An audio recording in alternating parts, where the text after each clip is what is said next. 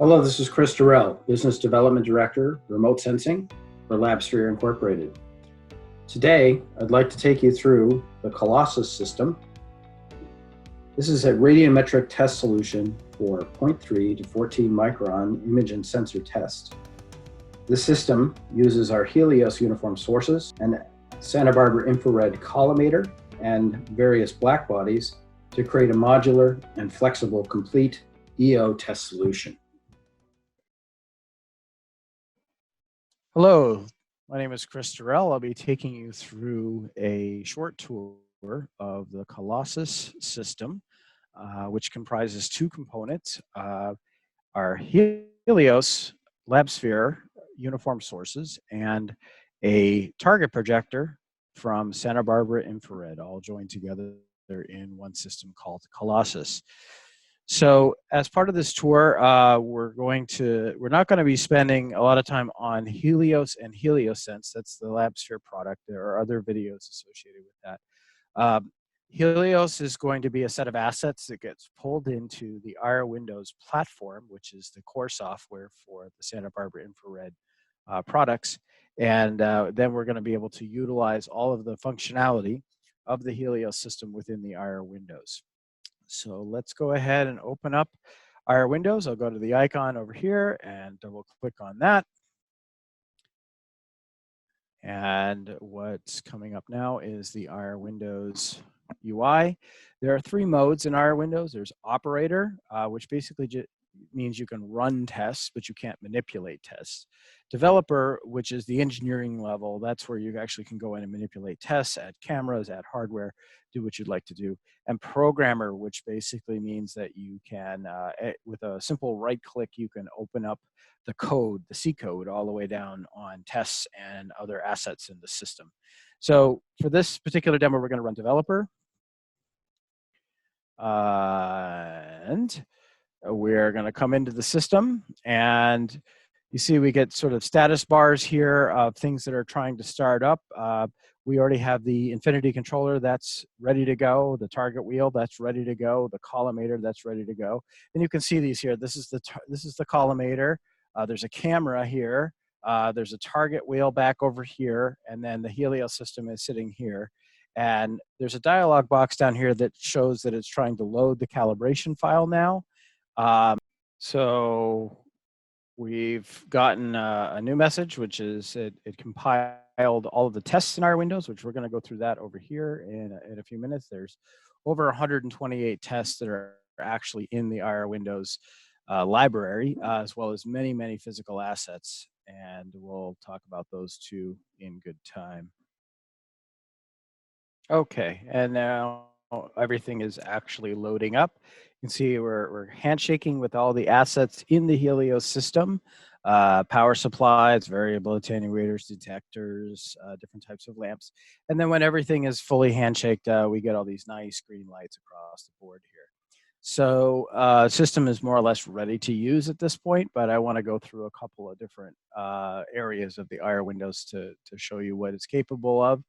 Configure assets is where we bring different pieces of hardware into the software loop. So here you can see we have an Infinity controller, a collimator. I've added a Gigi frame grabber because I'm using a Matrox camera. That's the camera system over here.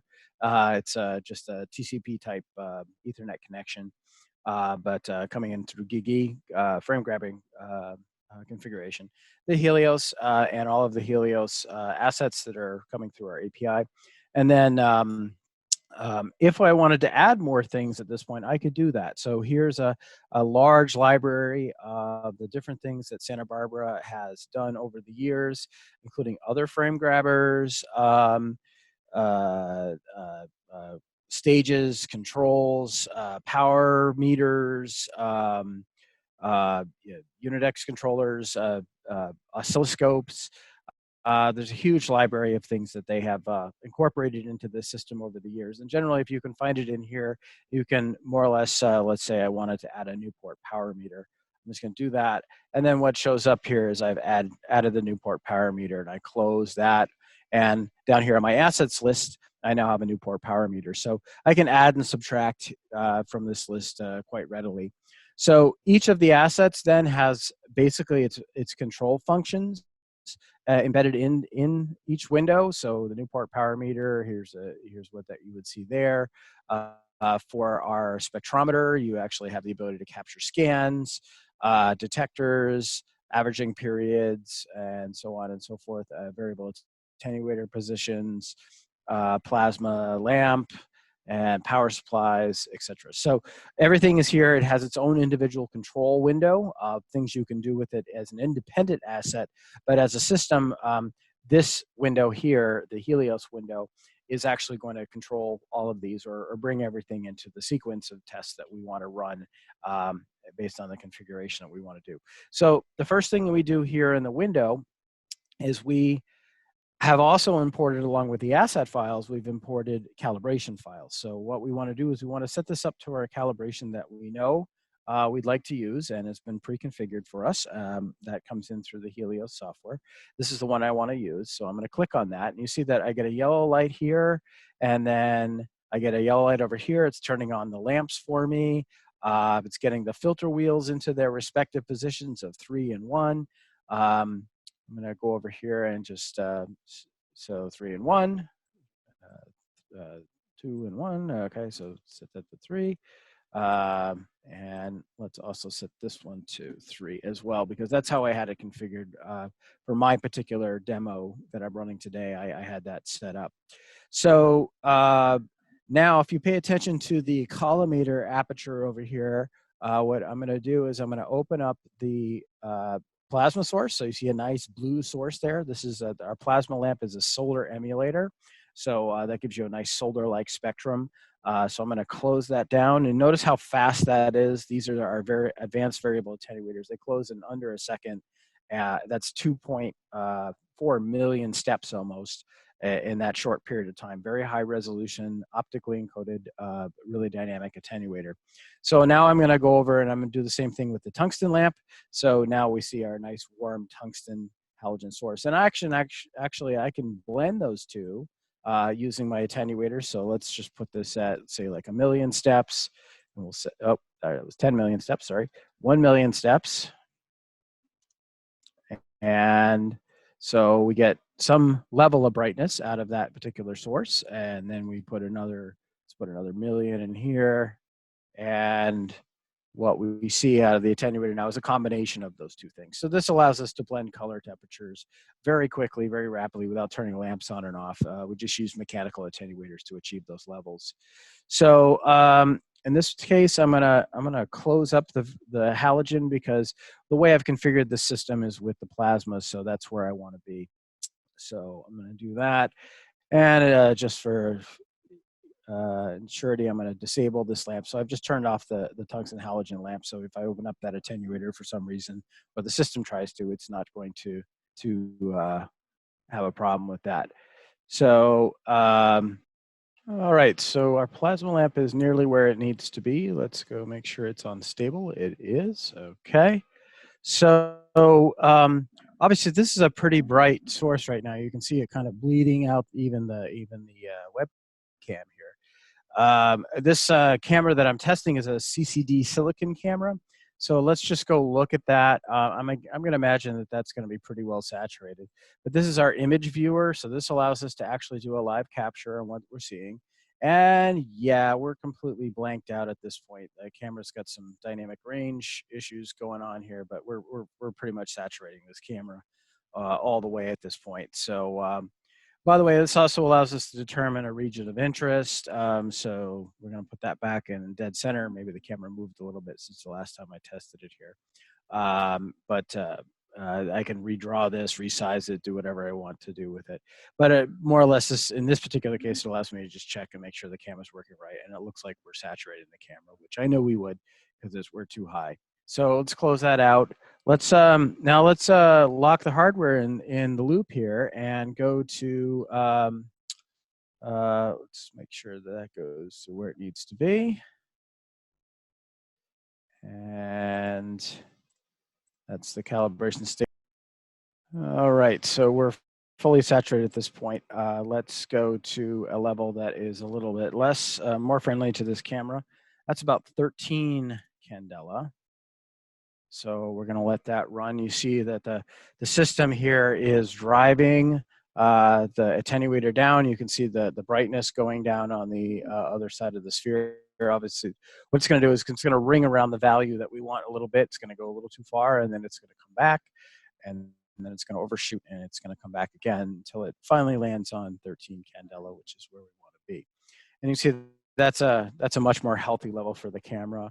If we go to the image viewer, now what we see is on a live capture is a nice crisp lines, well in focus, no bleeding, no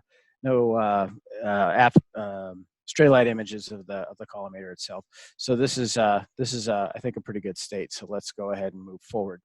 Okay, so it's going to dance around to try to find 13 lumens at this point. So let's set up a test that is interesting to watch. So first of all, lots of tests in here.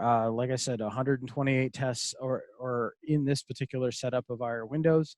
We're going to be working in the visible tests, not the infrared test or the laser tests or the multispectral pod tests, but basically in these tests. And here you can see that we have boresight, we have MTF, we've got eyepiece testing, we've got fields of view testing, gain offset bad pixel, 3D noise back up at the top, minimum resolvable contrast, MRC, the ISO 1223 MTF, lots of tests. This is a huge list of things that you would want to do to a camera.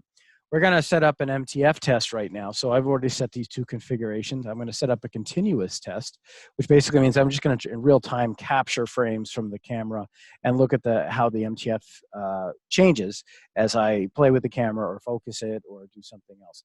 So you can see here that I've got it set to 20 frames to average. I'm setting it to 13 lumens. I've established a field of view. Now I want to establish my region of interest. So in this particular case, normally with an MTF, I would have an edge target, but in this particular collimator, I didn't have that. So what I'm going to do is I'm going to kind of trick this out a little bit, and I'm going to use the edge of the camera over here as an edge target, and I'm going to set my region of interest over there. So once I've set my region of interest, now everything should be pretty well set here. So I'm going to go up and hit the play button. And what's going to happen is you see the target wheel and the controller both go busy because they're looking to get to their defined states, then they're ready. Now we're waiting for the luminance value and the attenuator detector to land on 13 candela to start the test. So let's wait for that to happen. Should be more than a couple seconds here.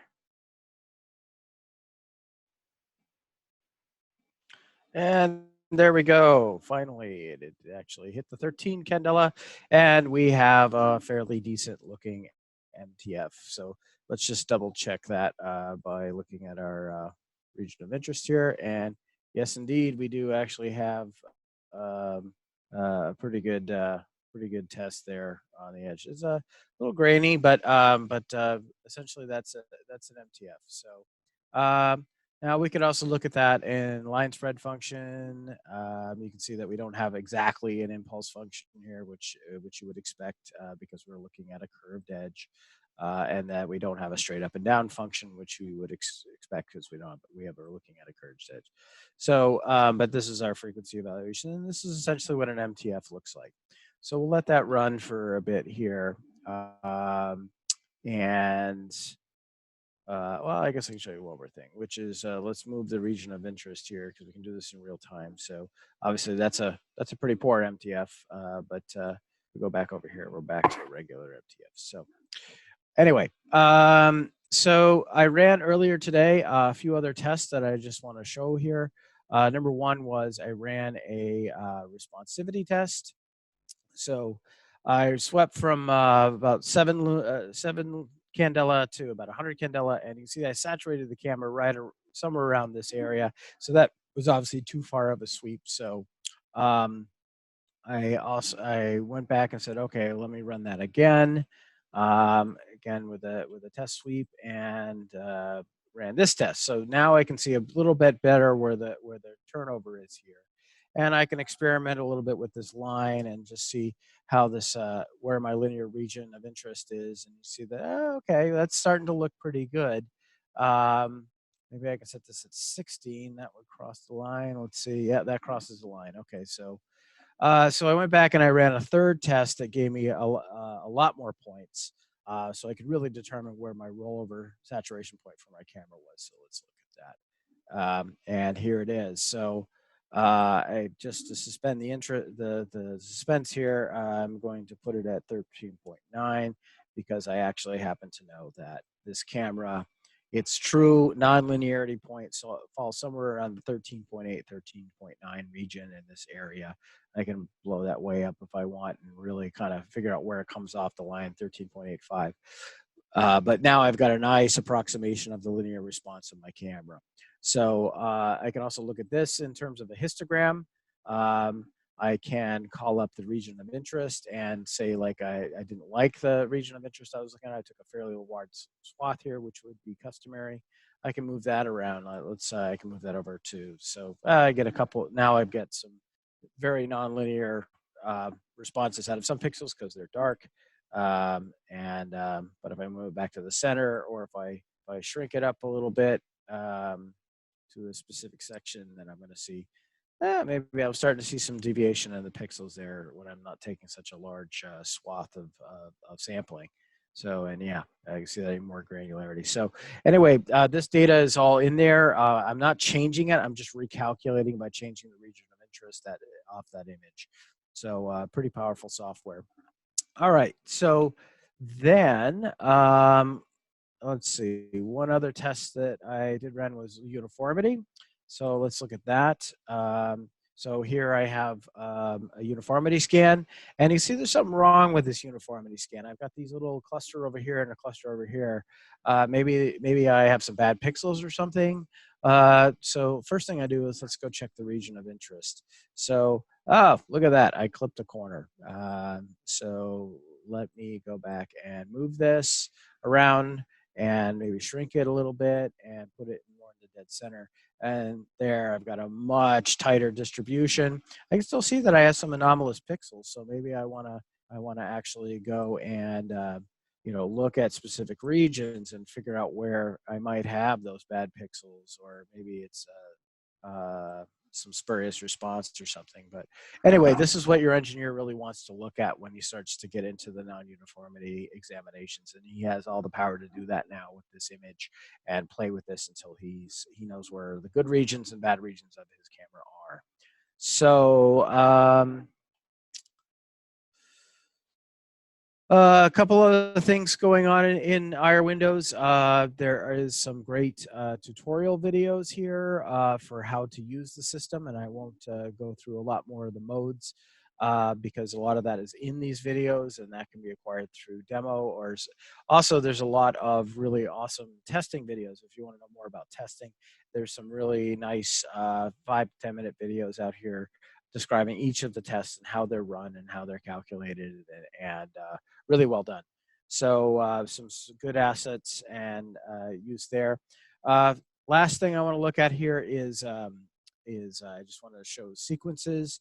So the real power in our Windows is each of these is an object-oriented item, and if I can string them together by basically dragging them and dropping them over to a sequence. So if I look down here, what I can see is that I have a sequence that's set up. I've got a small movie here that shows me that I shot with my cell phone, dropped in, shows me how to attach a fixture, how to attach a baffle, how to seal the UUT to the baffle and position the eyepiece. So something you can just take with your cell phone and show your users how to use it. Put those in there as part of the sequence. And then I added a bore sight test. I added bore sight go, no go criteria for the result.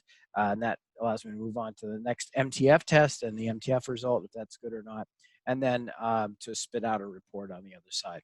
So these sequences are what your operators will see. The people in the operator mode will see these sequences available, and they'll be able to run the tests and do the work for you, but they won't be able to go in and modify the tests. To modify the test, you actually have to be in developer mode like we are here, or programmer mode even further, and where I could right click on each one of these items, and it would open up for me to allow me to access the source code. And there's a video on that.